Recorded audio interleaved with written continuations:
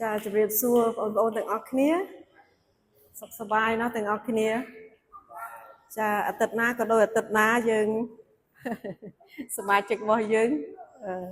ច្រើនប៉ុន្តែអ្នកមកថ្វាយបង្គំព្រះអង្គនៅពេលព្រឹករៀងពិបាកតិចប៉ុន្តែរៀងថ្ងៃតិចគាត់មក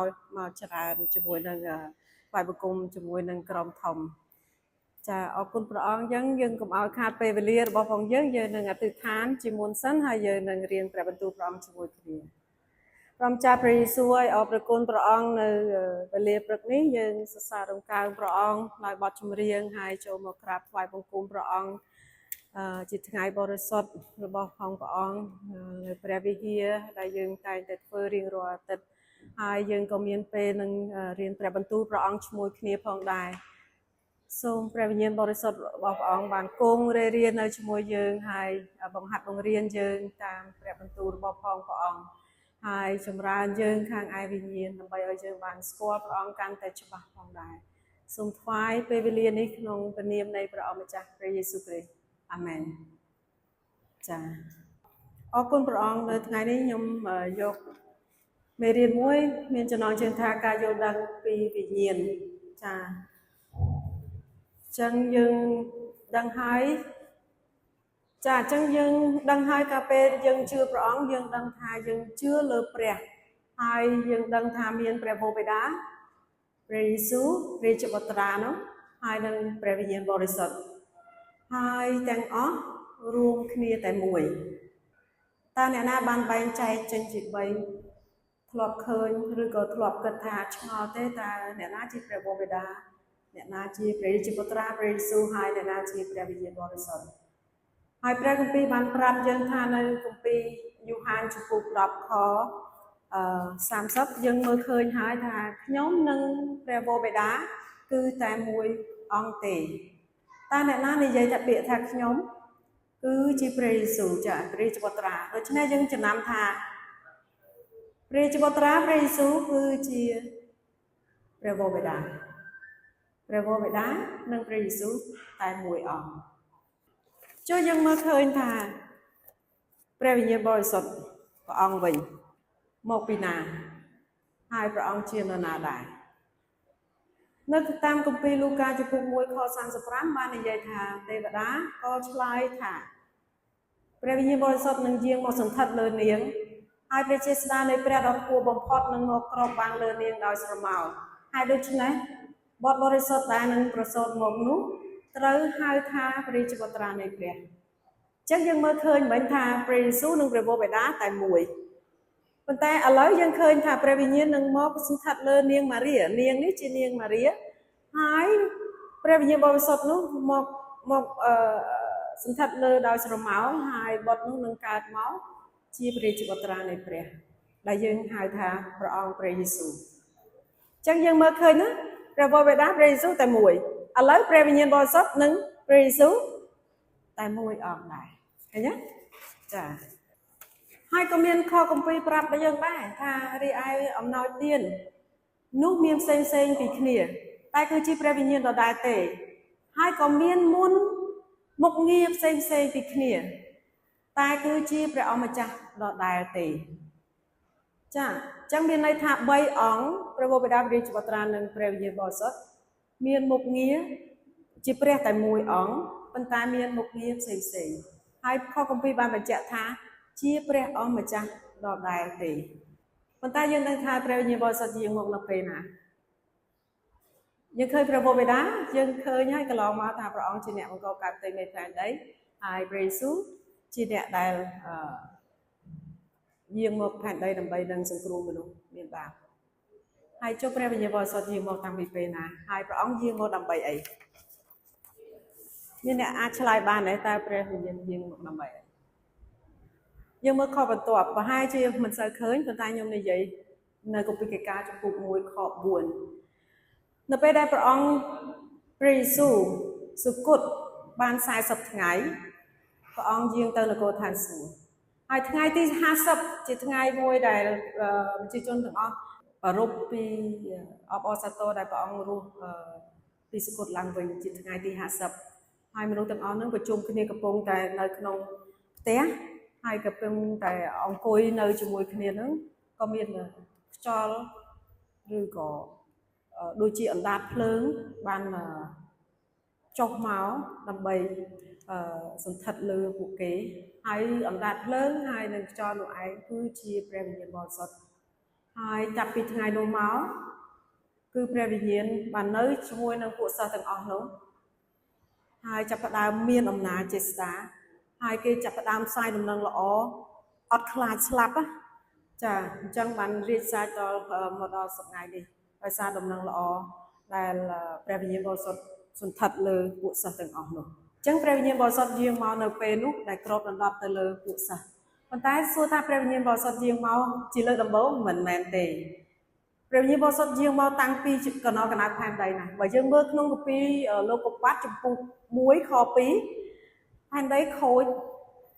ហើយព្រះអង្គព្រះវិញ្ញាណបរិសុទ្ធរេរានៅលើផែនដីនៅលើទឹកនោះឃើញទេអញ្ចឹងយើងឃើញថាព្រះវិញ្ញាណបរិសុទ្ធជាមកតាំងពីអើយមានមកតាំងពីដើមមកម្លេះហើយព្រះវិញ្ញាណបរិសុទ្ធនោះក៏បានមកសន្ធិដ្ឋនៅលើព្រះយេស៊ូវមុនពួកសិស្សទៀតចុះមកផែនដីមុនពួកសិស្សទៀតនៅពេលដែលព្រះអង្គជាមួយទឹកមែនទេមានសត្វព្រាបអស់មកនៅសន្ធិដ្ឋលើព្រះយេស៊ូវអញ្ចឹងខ្ញុំសរុបឡើងវិញថាព្រះអង្គព្រះវិញ្ញាណបរិសុទ្ធព្រះអង្គយាងមកដើម្បីរំកើកព្រះគ្រីស្ទមានន័យថាបើយើងបានស្គាល់ព្រះអង្គមនុស្សសពថ្ងៃនេះបានស្គាល់ព្រះអង្គដោយសារតែព្រះវិញ្ញាណបរិសុទ្ធដែលបណ្ដាលឲ្យគេបានដឹងថាព្រះយេស៊ូវព្រះអង្គជានរណាហើយព្រះអង្គនោះឯងដែលគង់នៅជាមួយនឹងយើងសពថ្ងៃហើយព្រះអង្គនោះឯងជាអ្នកទូអង្វរដល់ព្រះបិតាជំនួសយើងហើយព្រះវិញ្ញាណបរិសុទ្ធនោះឯងគឺជាព្រះដែលយើងបានឃើញពីដើមមកហើយថាមាន3អង្គប៉ុន្តែរួមគ្នាតែមួយប៉ុន្តែយើងសប្តាហ៍នេះយើងដឹងដោយវិញ្ញាណបរិសុទ្ធរបស់ព្រះអង្គដោយវិធីណាបើសិនបើយើងមើលនៅលើផែនដីមានវិញ្ញាណច្រើនគឺវិញ្ញាណទី1យើងដឹងហើយវិញ្ញាណរបស់ផងអរិយហើយវិញ្ញាណរបស់ផងអរិយពាក្យតែមួយប៉ុន្តែមានច្រើនដោយសារវានាំទេវតារបស់ផងវាមកជាមួយដែរដែលព្រះអង្គទម្លាក់វាពីឋានសួគ៌មកដូច្នេះមានច្រើនមែនតើសល់សែនតែធ្វើមកយើងដឹងថាវិញ្ញាណរបស់ព្រះអង្គមកនិយាយនេះជាមួយយើងគង់នៅជាមួយយើងឬក៏វាមានវិញ្ញាណផ្សេងដែលនៅជាមួយយើងដែរតែយើងដឹងសម្គាល់ដោយវិធីណាអញ្ចឹងយើងមើលឃើញថាព្រះគម្ពីរបានប្រាប់យើងថាពួកស្គូគីអើយកុំឲ្យជឿទាំងគ្រប់វិញ្ញាណឡើយចូលលបងវិញ្ញាណទាំងអស់វិញដើម្បីឲ្យដឹងថាមកពីព្រះឬមិនមែនត្បិតមានហោរាក្លែងក្លាយជាច្រើនកើតមកលោកីនេះហើយនេះខគម្ពីរយូហាន41ចំពោះ4ខ1ព្រះអង្គមានបន្ទូលថាមានវិញ្ញាណច្រើនហើយមានហោរាក្លែងក្លាយអញ្ចឹងតាមរយៈហោរាឬគ្រូទូទាយជាច្រើនដែលកើតមាននៅផែនដីនេះផងនៅគម្ពីរមួយទៀតបាននិយាយថាត្បិតយើងខ្ញុំដើរដោយជំនឿមិនមែនដោយមើលឃើញទេដូច្នេះយើងខ្ញុំមានចិត្តជឿជាក់ហើយសុខចិត្តស៊ូចេញពីរូបកាយនេះទៅនៅជាមួយនឹងព្រះអម្ចាស់ជាជាងអញ្ចឹងនៅខគម្ពីរ2កូរិនថូសខ្សែទី2ចំពោះ5ខ7ខ8នេះព្រះអង្គមានបន្ទូលមកប្រាប់យើងថាឲ្យយើងត្រូវតែជឿជាក់លើព្រះអង្គហើយបើសិនជាយើងស្លាប់មានន័យថាចេញពីរូបកាយមានន័យថាបើយើងស្លាប់ទៅគឺយើងត្រូវទៅនៅជាមួយព្រះអង្គហើយគម្ពីរមួយទៀតបានប្រាប់យើងសម្ដែងយ៉ាងច្បាស់ថាដោយព្រោះតម្រូវឲ្យមនុស្សទាំងអស់ស្លាប់មួយដងហើយសឹងជាប់ជាមួយព្រះមានន័យថានៅពេលដែលមនុស្សស្លាប់ព្រលឹងវិញ្ញាណចេញពីរូបកាយទៅគឺទៅនៅឋានមួយទៀតគឺឋានឃុំព្រលឹងហើយនឹងឋានសួគ៌ជាមួយនឹងព្រះអង្គហើយចាំជំនុំជម្រះដូច្នេះព្រលឹងវិញ្ញាណទាំងអស់អត់មានជំនឿដូចនៅលើលោកីនេះគេមានជំនឿថាវល់អីនៅលើលោកីនេះអត់មានទេគឺមានន័យថាព្រលឹងរបស់យើងគឺទៅនៅទៅឋានឃុំព្រលឹងហើយគឺអត់មាននៅលើផែនដីនេះទេផែនដីនេះមានតែអរិយហើយនឹងព្រះវិញ្ញាណបរិសុទ្ធព្រះអង្គតែប៉ុណ្ណោះដូច្នេះអត់មានព្រលឹងរបស់មនុស្សមករៀននៅក្នុងនេះទេចាអញ្ចឹងគម្ពីរចោទិលយកថាបានប្រាប់យើងទៀតថា នៅក្នុងពួកឯងមិនត្រូវឲ្យមើលឃើញអ្នកណាមួយដែលធ្វើឲ្យកូនប្រុសកូនស្រីឆ្លងកាត់ភ្លើងឬគ្រូទាយគ្រូគុណគូអខតរិកត្រូវគ្រូអង្គុយធွာឬអាបស្មុកឃើញទេព្រះអង្គអត់ឲ្យយើងទៅឆ្លងកាត់ភ្លើងឬក៏ធ្វើអីជាមួយនឹងគ្រូនគរអីអត់ព្រះអង្គអត់ឲ្យទេហើយខកពីបន្ទាប់ព្រះអង្គបាននិយាយថាអត់ឲ្យយើងទៅធ្វើដែរជាទីស្អប់ខ្ពើមដល់ព្រះយេហូវ៉ាណាស់នេះដែលសំខាន់តើយើងធ្លាប់បានធ្វើអីកន្លងមកធ្លាប់បានទៅរកគ្រូទាយអីលូកដៃឲ្យគេស្ទាបថាបាត់ដៃអីធ្លាប់ធ្វើអត់ធ្លាប់ខ្ញុំធ្លាប់ដែរនៅពីក្មេងមានគ្រូទាយគេចាប់ទាញដៃយើងអីទៅទាយទៅអីចឹងហើយយើងចាប់ដើមពិចារណាជាមួយគេយើងធ្លាប់មានសេចក្តីល្បួងកើតឡើងចាប៉ុន្តែព្រះគម្ពីរបានប្រាប់យ៉ាងថាថ្ងៃនេះប្រាប់ថាជាទីស្អប់ខ្ពើមនៃព្រះយេហូវ៉ាហើយព្រះអង្គអត់ឲ្យយើងភ្លក់ទេអត់ឲ្យយើងទៅឆ្លងកាត់ឬក៏ទៅសាកល្បងរកទេប៉ុន្តែមានរឿងមួយជាចម្លែកដែរ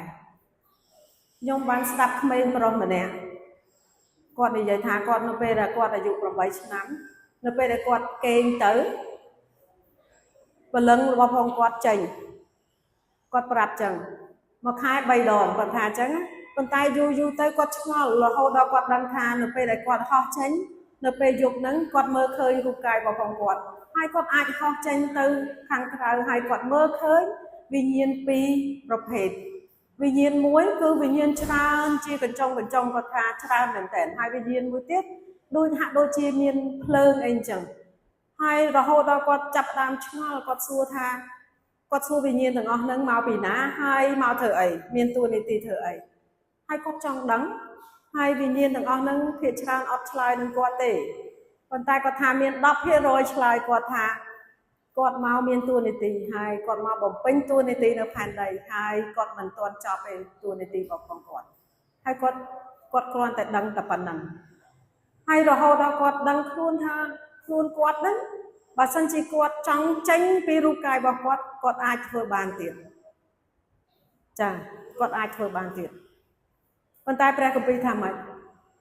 អត់ឲ្យយើងទៅស្វែងរកវិញ្ញាណបែបនោះទេមែនទេចាជាការអត់ប្រយោជន៍សួរយើងស្លាប់ហើយយើងចេញពីរូបកាយហើយទៅ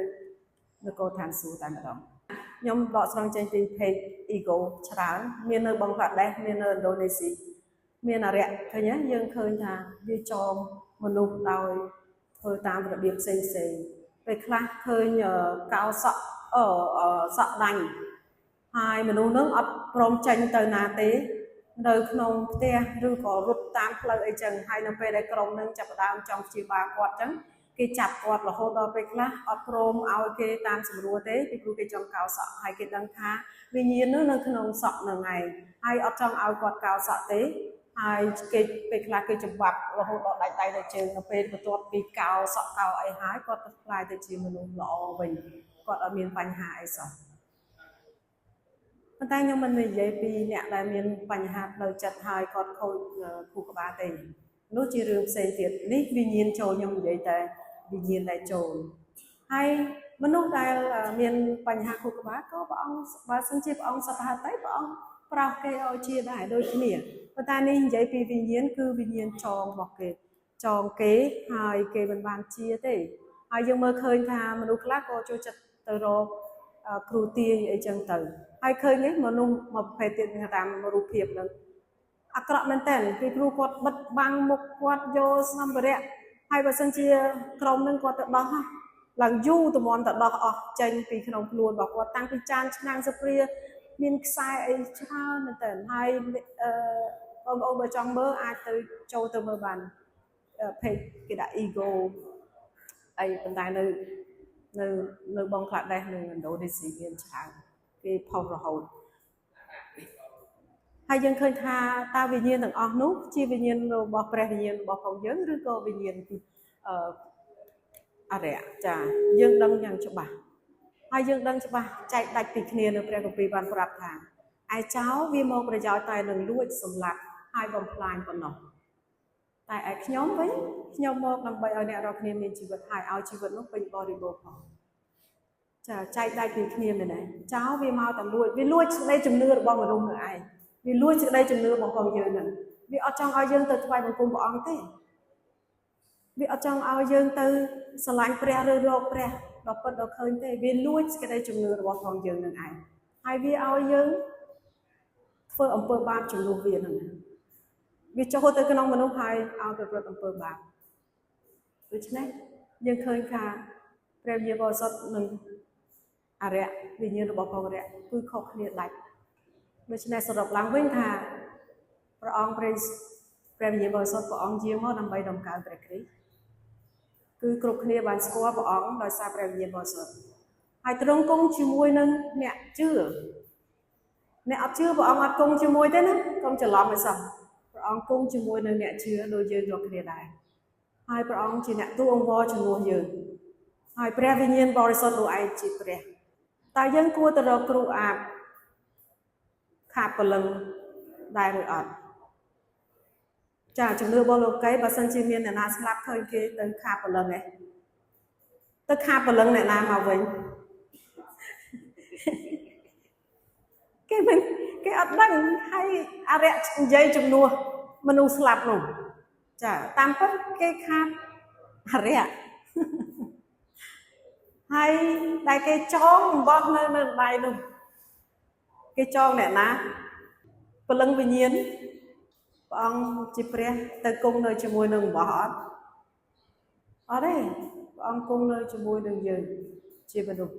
ព្រះអង្គអត់ទៅគង់នៅជាមួយនឹងរបស់របរទេដូច្នេះចម្លើយទេមែនទេចាអរគុណច្រើនបានស្ដាប់នៅមេរៀននេះថ្ងៃនេះមានប៉ុណ្ណឹងអរគុណ